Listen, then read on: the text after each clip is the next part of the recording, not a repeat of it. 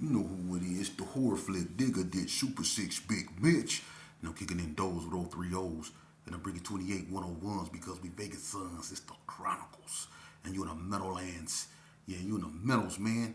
And you already know what made me. 530. What that mean? Here, desert, baby. Oh, yeah. Hubba dub.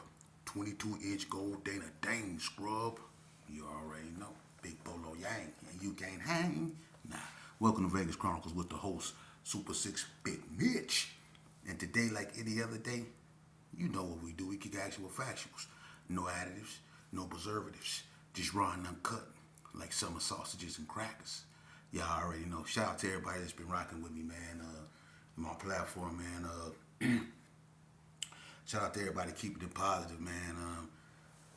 Let's jump right off into it, man. I got a lot of things on the horizon for y'all, man. I got my big brody Meech coming up, man.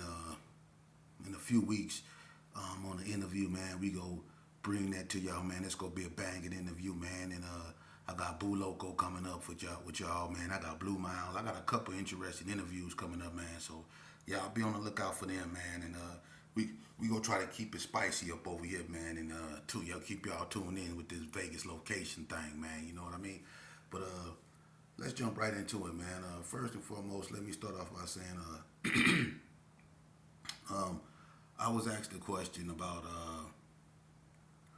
who I think was the. I'm not doing that. Who is the hardest Crips and all that old stuff? There's no such thing, you know. And I keep telling people that there's no such thing. And if I was to say something like that, I keep telling y'all that would only be my opinion, you know. And there's no way you can say that this neighborhood, when it come to Cripping, is harder than this neighborhood when it come to Cripping. You can't do that. Are there some Crip gangs that are harder than others? Yes, there are. But as far as Crip gangs, you know, which one being the hardest, there's no such thing. Every Crip gang had its time when it was the aggressive one. You know what I mean? Now, what I would say, in all fairness, is this. Throughout my life as a, former gangbang or whatever, I would say that the Crip gang that lasted the longest, that has the most longevity, meaning the Crip gang that's, been here from then and is still here now, and didn't go through too many transformations, if any. And I would say there's only one gang in Las Vegas, because even Herbert Gershon, even though, it never been Bloods or Crips, Herbert Gershon went through transformations. For instance, it went from my father them, it went from Ace of Spades, it went from Gershon Park Killers, and it went from Gershon Park Kingsmen to Wax, so on and so forth, right? So it went through transformations. The only gang in Las Vegas that never, ever went through a transformation as far as Crippin', the Rolling 60s. And I'm going to tell you something. That's the only neighborhood. It started on 40 block. The only thing they ever did was change locations. But they always been 6 times 10 with the S on the end. They always been rolling. 6 O's.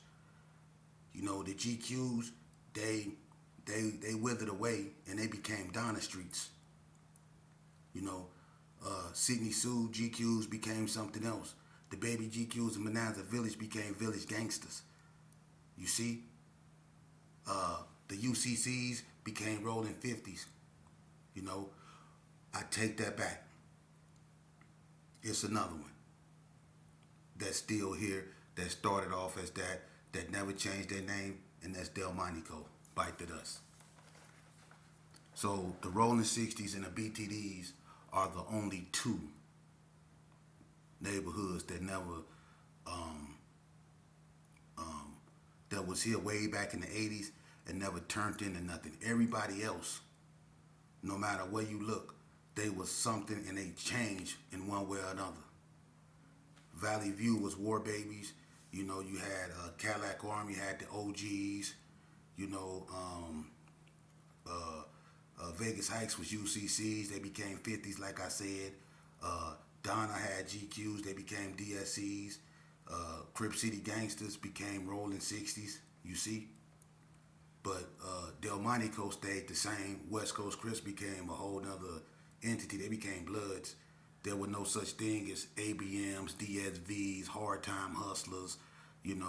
White Street wasn't even really no gang, so but they never changed to nothing else. But White Street stayed the same. But White Street wasn't no gang back then. It was just a street where you got money. So I really didn't include them because they really didn't start putting in work and following that gang culture type stuff until Donna came out. So I didn't include them. But BTDs and the Rolling 60s is the only ones that never went through a transformation per se. And I'm going to tell you something about the Rolling 60s. They the only gang that really never had to click up with nobody. And the NTGs never had to click up with nobody neither. And the ABMs didn't. But they, a lot of them, like the ABMs, the NTGs, and the Donnas, all Northtown. So, due to things that was going on in prison and on the street, they consolidated at one point. But for the most part, them type of neighborhoods don't need alliances with no one. They can hold their own, per se, when it came to the streets.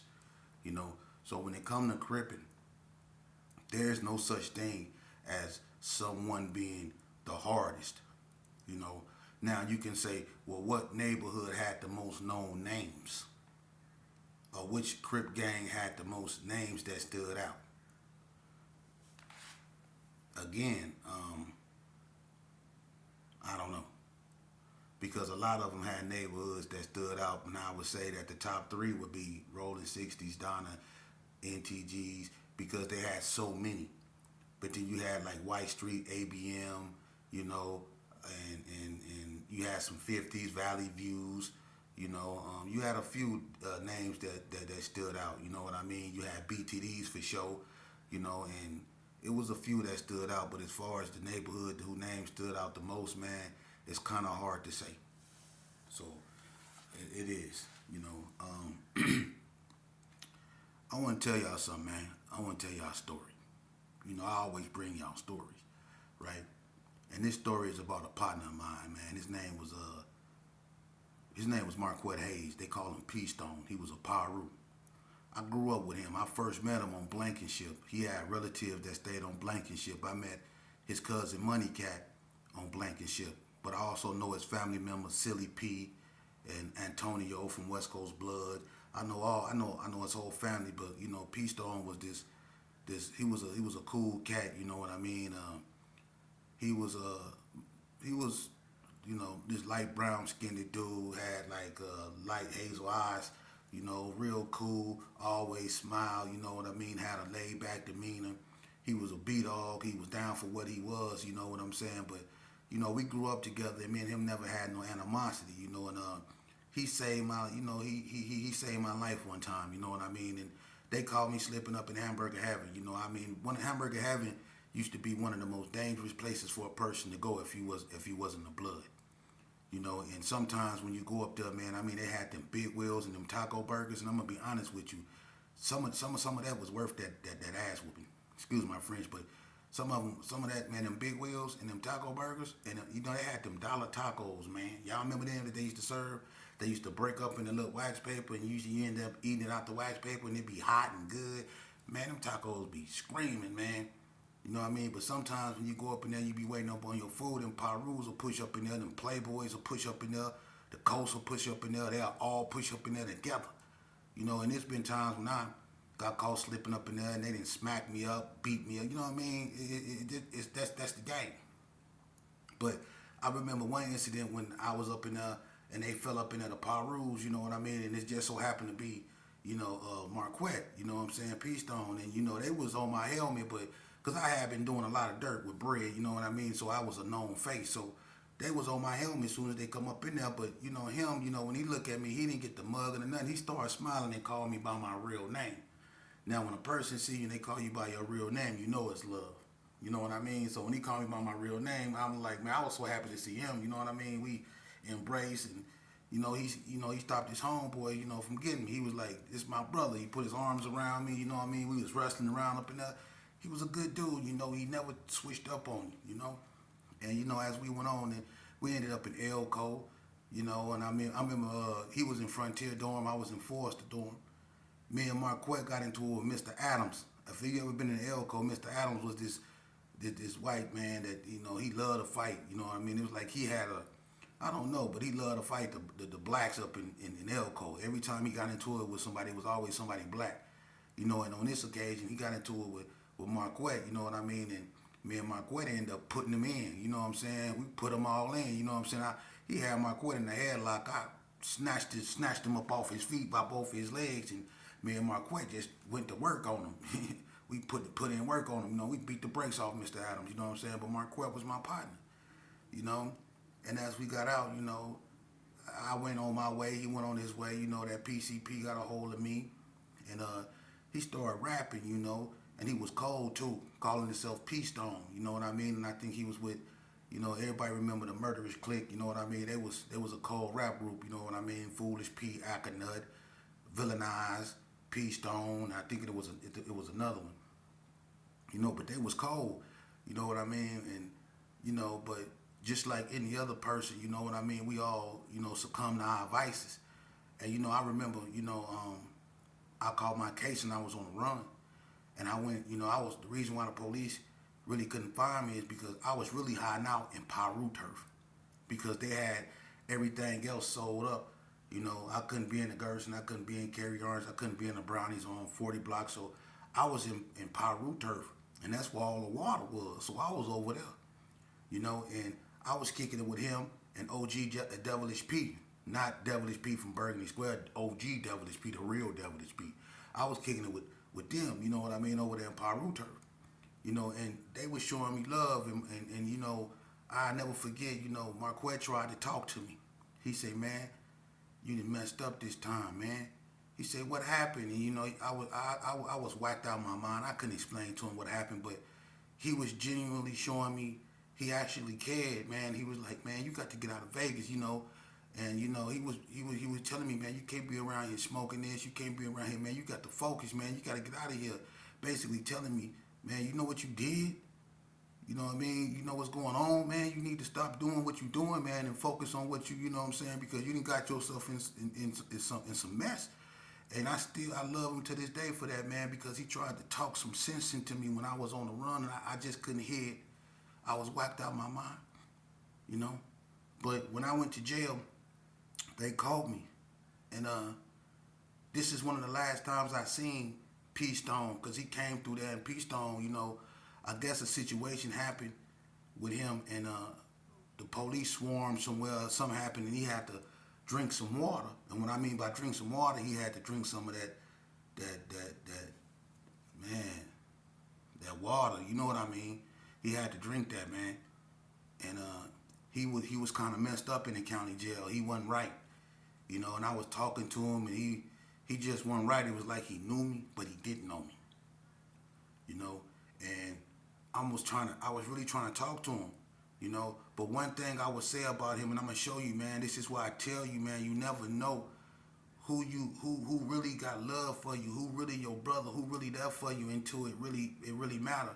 And my whole life, I was brought up to believe Pirus was one of the Gerson's worst enemies, and that if I see one, I should do this to him. If I see this, make sure you hurt him. If I see this, you know, do this to him. But when it came down to it, he was out of his mind. He barely was here. He used to look at me. He used to always smile, you know. And he used to be beating on the window, smiling. I remember one time I got into it with the Donnas. You know, they used to bring them out there. You remember they used to sleep on the cots? Everybody remember when people used to sleep on the cots, and when you go out there to get some hot water, everybody remember all the fights we used to have back then when we used to go get the hot water, and there'd be somebody sleeping on the cots that we was waiting to see. You know, I remember Trick and K-Dog got down. That's how it was. You see a person on the cot, you rush them. So I went to go get some hot water one time, you know, and it was people on the cots, you know, and Pstone happened to be out there, you know. And, you know, the Donnas tried to rush me out there, and he had my back. He was there enough to know who I was. And when I was in there chonking them with him, Lace Dog, they rushed me. You know what I mean? So we scrapping up in the county. He was right there on the 7th floor, getting down right with me, Pstone. But he was barely there, man. But he knew enough, you know, to know I'm still his partner, and that what they was doing was wrong. And he came up over there and he tried to help me, man. You know? That was one of the last times I ever seen Pstone. But I always, you know, asked about him. And I heard, when he got out, he wasn't doing too good. I heard, he succumbed to his vices like we all do. This a cold game, man. And I think drugs got the best of him, you know. But nevertheless, what, to make a long story short, because, I this really having an effect on me. That was my partner. You know, he was in I think North Las Vegas, and I think he was in there with the 60s. They had indicted the 60s, and I think he was in there when they had indicted them. I think, and he was going through something, man. I don't know, but he needed medical attention, man, and they wasn't giving it to him, and the 6 O's was bamming on the door, telling him, man, he need help. It was something going on with Marquette, man, and the staff wasn't moving fast enough, man. To make a long story short, my partner ended up passing away, man. He ended up passing away in jail. And that was a loss, not just for where he came from, but that was a loss for us all, because he wasn't just no, stomp down, right away, come from. That was a good brother, man. And that just goes to show you, man, there's so many, and a lot of people don't even know about him, man, because he been gone so long. And it's a lot of people that's no longer here, that's been gone a long time, man. And that's what these youngsters need to understand. A lot of y'all around here calling y'all self this, calling y'all self that, but don't even know where it came from, how it started, and who we lost to get that. And I'm going to tell you, I got so many childhood friends and so many stories like that, and I'm going to be honest with you. They all have one thing in common. They all end tragic. They all end tragic. Whether blood or cuz, it don't matter. Whether here or there, it all ends tragic. It all ends in a cage or a casket.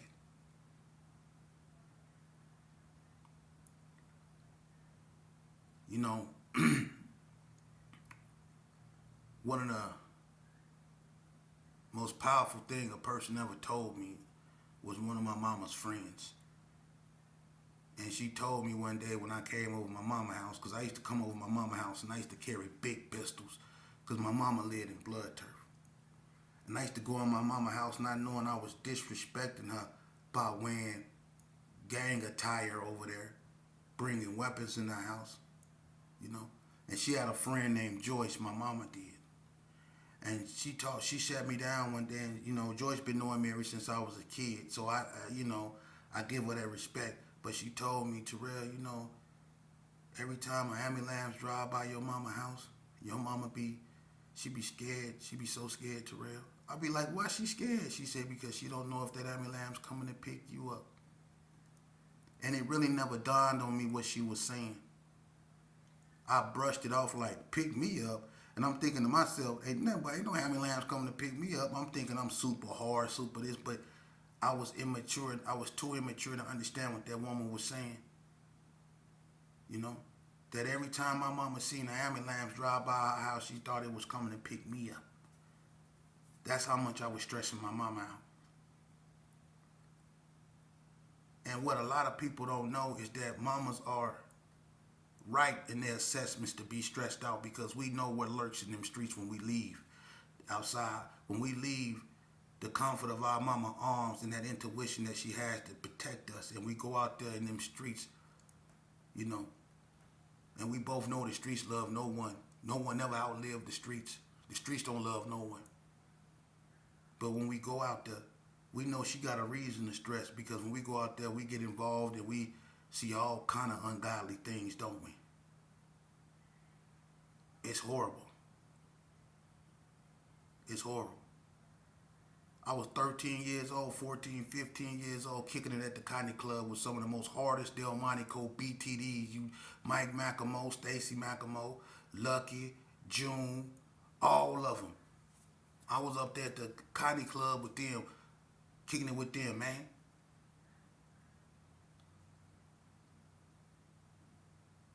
I was at the Cotton Club kicking it with them. Godfather, Al, all of them. Night Train, King, Lee, Ralph, all these dudes. The OG gangsters. But you know how many of them left? Probably 1 or 2 that I just named. They all gone. They all gone. And these youngsters out here, man, and it's cold because youngsters is being led by youngsters. Vegas did not just took on another look, it didn't took on another concept. You know? Ain't no more OGs out here, man. And the ones that is out here, it's very few that's respected. You know? And trying to save these youngsters, it's like standing in the middle of the ocean with one mop, trying to clean it up. I be saying that. It's hard. But I still do it because I feel I'm obligated. God left me here to do this. All my childhood friends is gone. Whether they left here due to unfortunate circumstances or they left here due to health reasons, they gone. But God left me here for a reason, man. We have to save our youth. I can't be concerned about what's going on in Chicago and California when I got my own issues over here. I got to stop these youngsters from up over here from destroying themselves. You know? That's what we got to do. We can't be concerned about what's going on up over there. And you know what's sad? You know, you got so many youth up out here that's doing so much stuff, man. You got youth that's becoming some of the a 17-year-old just won an award for becoming one of the youngest scientists, African American, youth, a little 17-year-old boy. But instead of us celebrating that, you know what we celebrated? We celebrated Big Meech getting out of the feds. That's been all over everybody's tabloid. You'll never find it on mine. Everybody hollering about Big Meech got out. What that mean? Big Meech out the feds. Big Meech out the feds. Big Meech damn near 60 years old. What that mean? You see why this is the stuff that we glamorize. This is the stuff that we got our kids looking up to. I hope Big Meech get out, get his stuff together, and live happily ever after. But as far as me dedicating a whole platform to him getting released, y'all got to be crazy. I can't believe y'all give more attention to a man getting up out the feds than y'all do a 17-year-old little black scientist. For real. Y'all talking about Big Meech. Are you serious? That's what's wrong with us. We give our attentions and credence and validity to all the wrong things, man, and we wonder why this bull crap won't stop. Big Meech getting out, and y'all celebrating that like it's a birthday or something. That man a human just like the next man. He obviously make mistakes like the next man, or he wouldn't be just getting out the feds. That is not what we supposed to be putting forth, man. That's why we so far behind, man, because we glorify and glamorize the wrong things. What we should be glamorizing and glorifying is these youngsters that's actually, regardless of where they come from and what they went through, stay focused enough to go to school and make that transition into society. The ones that's defying the odds, we need to glorify and glamorize them. Why we don't do specials and podcasts on them? These youngsters that's out here going against the norm. Huh? What about them? They're trendsetters. We don't talk about them, but we talk about Big Meech. Big Meech don't give a dang about neither one of y'all, man. Big Meech out. Oh, y'all finna get shut down. Big Meech out. All these cats scared now. They finna go run. Man, y'all need to stop that, man. Grow up. Ain't nobody running from nobody, man. Y'all need to grow up, man. And focus on your kids, man. Worry about what your kids do and doing instead of being worried about Big Meech. Won't you worry about where your kids at? Won't you worry about why your kids running around here with their sister clothes on and Fruity Pebble dreadlocks? Won't you worry about that? Worry about why your son having strange tendencies to hang around boys. A little bit too much. Worry about that. You know, worry about the grades your son bringing home. Worry about what's that your son got tucked under his shirt. Worry about that.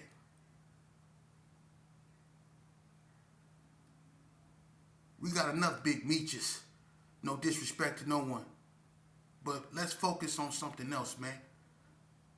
We give all the attention to things that's been stagnating us and holding us back. Let's start focusing on things that can help us and bring us about this dark state, man. Because we're in a dark place right now as a people and as a culture as a whole. We're in a dark place, man. For real. So let's start glorifying common sense.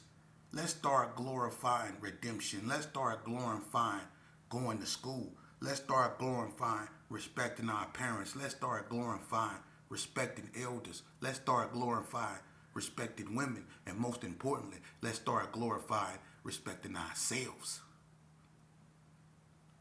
These are the conversations we need to be having, not big Meeches out.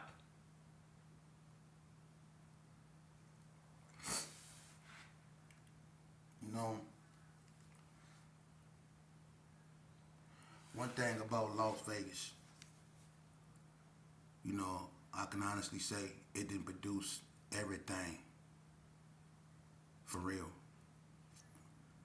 And which means these youth out here, they still have a choice.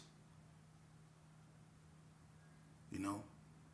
And we need to let them know that just because they grew up and their father grew up in unfortunate situations, or they grew up in unfortunate situation, or where they come from was whatever, they still have a choice. Because I come up out of Herbert Gershon, the oldest neighborhood, not